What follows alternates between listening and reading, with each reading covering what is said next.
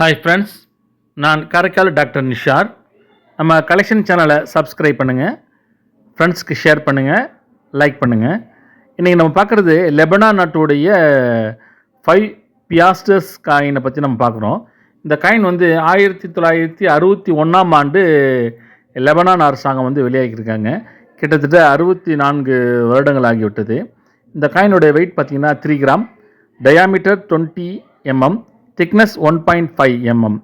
இந்த காயினுடைய முன்பகுதியில் பார்த்தீங்கன்னாக்கா ஒரு லயன் ஹெட்டு, சிங்கத்தலையோட கூடிய ஒரு 5 பியாஸ்டர்ஸுங்கிறத அதை ஒரு வெண்கல நாணயமாக வந்து லெபனான் அரசாங்கம் வெளியாக்கியிருக்காங்க.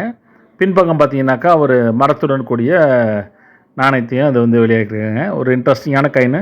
அதை பிடிச்சி பார்க்கக்குள்ளே பார்த்தீங்கன்னாக்கா ரொம்ப வெயிட்டாக இருக்கும். அதான் பார்த்துக்கிட்டு இருக்கோம். போது சப்ஸ்கிரைப் பண்ணுங்கள், ஷேர் பண்ணுங்கள், லைக் பண்ணுங்கள்.